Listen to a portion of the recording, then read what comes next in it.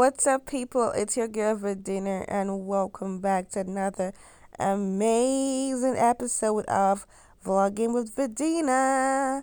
Today, we are gonna do knotless braids. Hey, y'all! This is an amazing style that literally is in style. I don't think this is ever gonna go out of style, and everybody, when I say everybody's getting knotless braids, it's like the reigning style at this point. So I'm gonna show you guys how to do knotless braids. And if you've never braided before, this video is gonna help you. If you're also a good braider or an experienced braider and you just need some tips on knotless braids, this video would also help you. So let's go, let's enjoy the ride, and please don't forget to like, share, and subscribe. Let's go. So, some braiders like to advise new braiders to pre-section the hair before they start braiding. I mean, everyone does what's convenient for them, but I want to teach you a more efficient way. I don't think that pre-sectioning is really helpful. I feel like it takes more time and just makes you feel, you know, a little bit lost and confused. So what I do is I just create the map in my head. What do I mean? She's getting medium small knotless braids. On an average, out of 10 people, a medium small knotless braids on a regular head is 8 rows. 8 rows. Yep, that's what I said. So you're gonna go around her head 8 times. Just think about that. We're gonna go in a circular motion 8 times. So the first step is to make a straight line in the back, right? So in your head, I'm gonna make 8 lines. So that's all you need to know. So the first step is to create a straight line at the back of our head.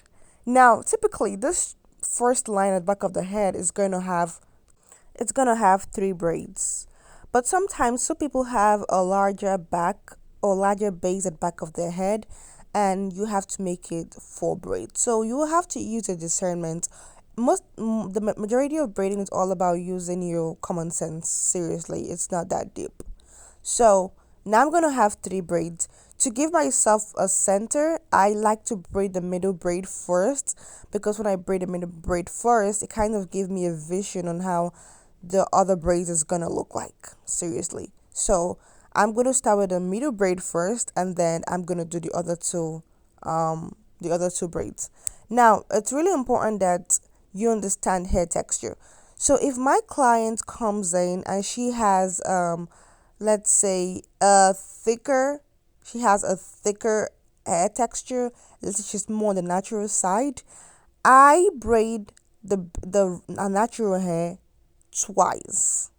So you go once and you go twice before you start adding extension. However, if her hair is very light and you need the extension supports to avoid it slipping out, all you do is you braid it once and then you add a tiny piece as the base. And when you add a tiny piece as the base, you have to make sure you braid it tight. Now, I'm not saying you're going to have to give your client a headache or you're going to break her brain or something like that. All you just need to do is just to hold it firm, because that's the base. You don't want it to slip out. So I'm going to repeat myself again. If your clients have a thicker hair, you want to braid it twice. You want to braid the natural hair twice. You have to go once, you go twice before you start adding any extension. Why do you do this? You do this because you want the hair to be flat. Natural hair is very thick and it gets puffy. So when you just braid it once and you add extension, it gets bulky. You don't want that kind of look on the knotless braids. So all you're going to do is just, first of all, braid it twice, add the extension, and just keep adding extension and going down. However, if your clients have a more silky hair texture, then to avoid putting so much, you don't want the hair to slide out. So you're going to braid it once and you're going to add a little piece of hair for support. I hope that makes sense. So some braiders like to braid and stop halfway.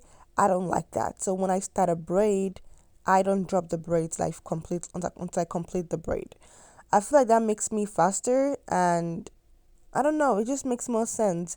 I just don't believe in double work. I feel like it's a double work. Like, you braid, you add the hair, you drop it, and you come back to finish the ends. No, no, no, no. I just do it all at once. However, everyone is different, so you do you. Now you have installed the third braid in the row, and once you do this, it just centers you, and it gives you a purpose. It just gives you more of a vision of where you're going and how it's going to turn out looking. So now I have seen that I'm really going to do 8 rows for her. You can see how neat those parts are, and it's just 3 braids. Now off onto the next one. Now you want to try to keep the rows similar in shape.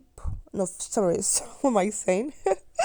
You have to try to keep the rows similar in sizes, guys. Similar in sizes. So, like I said earlier, it's just common sense to just look at how much hair you put in the first row, and you look at how much hair you need to put in the second row. I find it very easier to just, when I make a part, I kind of open it in the middle and I see how much hair is in the middle, because sometimes you have a good part from the ear to ear side, but when you get to the middle, you just see that you have so much hair in the middle. So try to open up the middle and just see, oh my god, this is so much hair. Oh great, this is right enough hair. Now, if your first base row is 3, then your second base row is more likely to either be 4 or 5. Why do I say this? You're gonna start adding more braids in because you want to cover up what I call the filler space. So when you did the 3 braids, there were spaces in between each braid.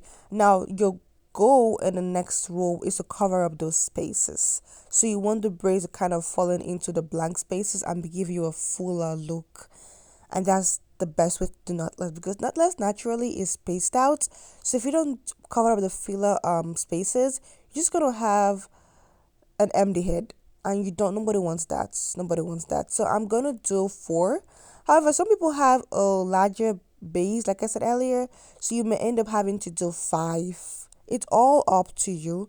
If for this situation, I would suggest that you try and divide it in the middle first of all, and see if you want to do even braids or odd braids. So what do I mean? So when you make the row, you try to see if you want to make it 4 or 5. And the simple way of doing this is to divide the hair in the middle. When you divide the hair in the middle, try and see if you divide the hair in the middle, try and see if you were to make 4 braids, would that look right? Would that look too big, or would that look just right? If you feel like it's gonna be just right, perfect. You're gonna make 4 braids. Like, I've decided I'm gonna make 4 braids in this video. However, sometimes when you make the parts the middle, you realize that, oh no, 4 braids is not gonna be enough. I'm gonna make 5 braids. And then you do it. So I want to give you the power of discernment. As a braider, I want you to have confidence enough to be able to make your own decision. Because when you listen to other braiders and tell you, oh, do this, they forget to let you know that people have different size of head and different base. So when you just listen to other braiders say, oh, it's 3 in the bottom row, 4 in the next row, when you get to someone's head that has a bigger base, you're a bit confused.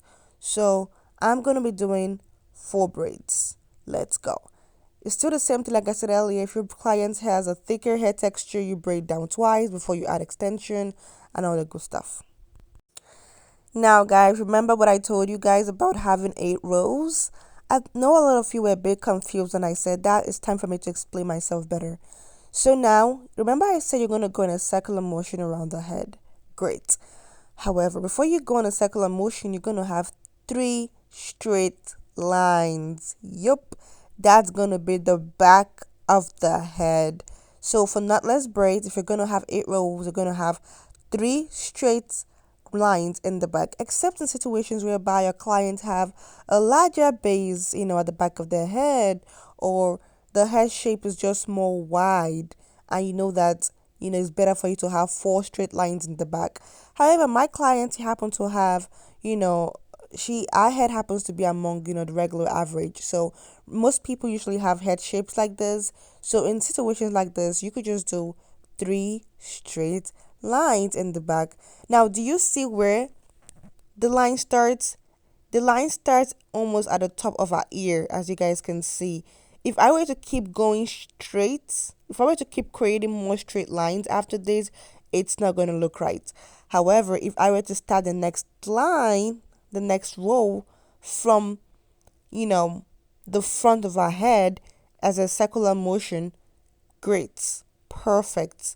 That is the way for you to do knotless braids. So you see, ear to ear, it's done. So now I'm doing the third line. This is going to be my last straight line, and it's still the same concept I'm doing as I taught you guys earlier. This is probably going to be like 5 braids or more like 6 braids. Hey, she was so great. She was a very nice client. Anyway, back to the conversation on ground. So it's gonna be like 5 braids, because remember, the first braid was 3 rows, the second one was 4 rows. So this could either be 5 or this could either be 6. So it depends. Like I said, I'm gonna divide it and see how I'm gonna best utilize this line of hair and how I'm going to like fill up the filler rows. Do you see what I'm doing, guys? I'm kind of pre-parting with my hand, but not really parting. I'm just saying how many braids I want to do. So I may end up doing 5 braids here, or I may end up doing 6 braids. It all depends on how I want how I want to fill up the filler spaces in the previous row. So in this row, I have decided I'm gonna do five braids. Let's go, y'all. Now we are done with the back row, and take a look at that, guys. Isn't that beautiful? Do you see how each braid covers up a filler space? So look at it. Isn't that full? That's just 3 rows, and it looks like a lot of braids. So you see, each braid has a row. It covers up a filler space in the previous row. Look at that. I am sure if you guys apply these principles, your knotless braids is gonna be game changing. You're gonna be a pro. And look at you go. I'm so proud of you guys. All right, let's go. So it's time for us to start the next braid. See, if I were to do a 4th row, see how awful that's gonna look. It's not gonna look right. See, do you see that, guys? If I were to do a 4th straight line like that, it's not going to look right. That is why it's going to be a circular row. It's going to start from the front of our head, from the left side of our head to the right side of our head. It's going to go round. If you don't understand what I'm saying, just watch the video. I'm telling you guys, it's all going to click. So we're going to go around the head. Now, like I told you guys earlier, we're going to have 8 rows. So we already have 3, which means we have 5 more to go. So now, do you see how I make that part from the front of our head? Remember, guys, braiding is common sense, and so is parting. You want to make the same size as you've been doing. And you're going to ask me, "Oh, Vidina, oh my God, I'm just new to braiding. I don't really know." Girl, your hands don't lie. Your hands do not lie. So at this point, trust me when I say your hands are already familiar with the amount of hair you should have in each row. If you were to add more hair to that row, your hands are going to be like, this doesn't feel right. This feels more thicker. This feels less hair. You're just going to feel it. I want you to trust your gut. I want you to trust your intuition and just go along with it. So now I'm making a part from the front of our head to like just around the head. And I want to make sure my parts are clean, and I want to make sure my parts remain the same and the same amount of hair. I am trusting my hands at this point. I am trusting my eyes, and they do not lie. So let's go. So generally, in the first base roll of the top, because this is the top, we are at the top now. So the first base roll of the top, I like to start from the first braid on the side of her face. I just like to start like that because that centers me, and then I know where I want to go. So now I'm asking her what kind of part she wants. If she wants a middle part or she wants a side part. It's very important to ask this question before you start the top of the hair, because now you get to know how you're going to pre-part the hair. That's a fact, yes. If she was to get a side, if she was supposed to, if she wanted to get a side part, I would have shown you guys how to do it a different way. But now she wants to get a middle part, a regular part, so that's great. And this is how we're going to do it. We're going to start from the side of her face just because we want to get we want to get centered. So when we were doing the base of the back, we did the middle first of all because that was just three braids. But now that we are in the top, we want to start with the first braid from the we want to start with the first braid at the side of her face. At this point, I feel like I'm just rambling. You see what I'm doing, guys, right? So we want to start with this braid, and when we get to the next row, I'm going to explain to you why it's important for us to start with this braid.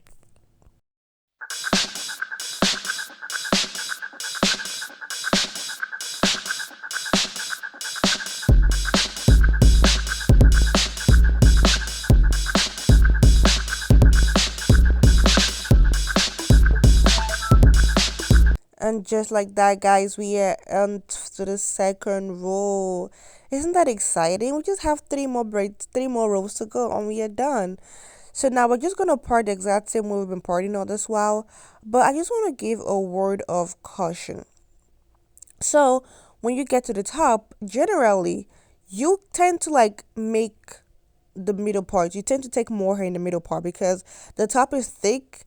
There's a lot of hair there, so you tend to take more hair. However, when you come to the front, the edges section, try to take less hair because what happens is if you take as much hair as you're taking in the middle, if you take as much as you're taking from the center, then when you get to the top, you're gonna have problem, parting because you don't have any hair left. So do you see how the edges side has less hair? You see less hair, but then the middle section, which is the middle section at the top, takes more hair because the middle section is more thicker and it has more hair, but the edges section is thinner, so it has less hair. So you just have to like take less hair in the front, but take more hair in the middle, if that makes any kind of sense. It all kinds of like falls into place together. So just remember, take less, just a slightly lesser hair from the edges section and take more from the middle section because the middle section has more hair and the edges section has less hair. Does that make sense to you guys? Yeah. Oh my god, just look at me, so dedicated to that part. All right, guys, let's go. So in the previous row, remember I told you guys that we started the first braid from the edges section, right? However, in the next row, we are gonna start the braid from the middle section. Now, this is why I said just hold on and you guys will understand what I'm saying. So now I needed to get myself centered. And since that was the first row in the top section, I had to start from the edges section, okay? I had to start somewhere. So I preferably chose to start from this edges section. Now I already have a center, right? I now have what I call the filler spaces. Now the next row, which is my current row, is going to be for me to use braid to fill up this filler section. So now I'm going to start from the middle part. That way, when I braid it, I'm going to fill up the filler section. So when I did the first row in the top base, I had some filler spaces, and now my braids in my next row is simply going to be used to cover up those filler spaces to give my clients a more full look. So does that make sense to you guys now? Yes. So the reason why I couldn't braid from the middle in the first row is because I didn't have filler spaces. But now I do. Take a look at that, guys. Do you see how my second row acted as a filler space? So see? The braids are covering up the filler spaces, giving you a more full look. Take a look at that, guys. That is just 5 rows right now, and it's looking like a whole full head of braids. Isn't that amazing? So now, let's go. We are now currently in the top section. I know, guys, I know, forgive me, that was a huge jump. Anyway, it was still the same thing I taught you guys. I told you guys it's gonna be 5 in the top section, and truly, 5 it is. Now we have gotten to the middle part. I know a lot of you struggle with the middle part, but don't worry, Vidina is here to help you. Now, when you do middle part, I strongly believe in doing the middle part from the front. But before you go to the front to do the middle part, I strongly recommend that you part the hair already. Part it from the back. Part it from the back and see how it is from the back. Then come to the front and do magic there. Come to the front and straighten out. So I start from like try to determine where her middle is, which is from her nose, and then I go up slowly and I part. I know that you guys are asking me what kind of comb I use. I use a regular comb, but I kind of like sharpen my tail. So that tail there, guys, is really sharp. It has a very pointed look and it's really sharp. It gives me a precise part, which is what we all want. So take your time, guys, when you come to the front part. There is no rush, and I really believe you can do it. So this is just me here parting the front. It's just so adorable. This is just me here parting the front, and I'm taking my time. I am going one section at a time. I don't want to like just go in a straight line, boom. I'm taking it slowly, slowly, slowly. Then when I'm done with a part, I ask my client to look at her part and tell me if the part is straight. That's what I do because I believe that my clients know their middle parts way better than I do. And it's just better to have two people confirm something than just one person. So make it a habit to ask your client to confirm the middle part. I mean, I know I do it, so do it. So this is her just confirming her part, and she said she liked the part while I'm taking a little break. Yes, guys, I haven't taken a break. I don't like taking breaks when I'm braiding. I just do it. So just confirming her middle part. And if your client tells you that the part is not in the middle, don't get offended. Just do a better job. Do it over and over again till she accepts it's the middle part because it's her hair. So this is just us going back and forth about if the hair's in the middle or not. And this is just me fixing it up for her. So when it comes to the last section, like the middle part in knotless braids, it's typically either 3 braids or 4 braids on each side. So remember, what you do to one side, you do to the other side. It's like, I don't know, it's just common sense. If you do 3 braids in the left hand side, you have to do 3 braids on the right hand side to make it look nice. So there's typically either 3 braids or 4 braids. Uh, I can't remember if this was 3 braids or 4 braids, but I feel like you guys would just know at this point. At this point, I feel like you're pros and you got this already. If you think that 3 braids is gonna be too big, do 4 braids. So you could start from the middle braid or you could start from the front braid. Is all up to you. I started from the front braid because we had issues with her middle parts and I wanted to make sure the middle part was right. So I started with the top braid to see if everything is going okay. And yes, everything is going okay. So yeah, this row happened to be, I think this was 3 rows, as you guys can see, one, two, three, and yeah, we are done with this section of her head. It's so exciting. This is usually my favorite part of braiding when I get to the top and I'm like, wow, I did that. I did this. I'm so proud of myself. So yeah, we this is the last braid in the section, and we're gonna go to the next section and just all we're gonna do is monkey see, monkey do. Every single thing that we did on this side, we're gonna do on the other side. Take a look at that, loves, and just like that, we are on to the last section of the braid, the last one. Yay!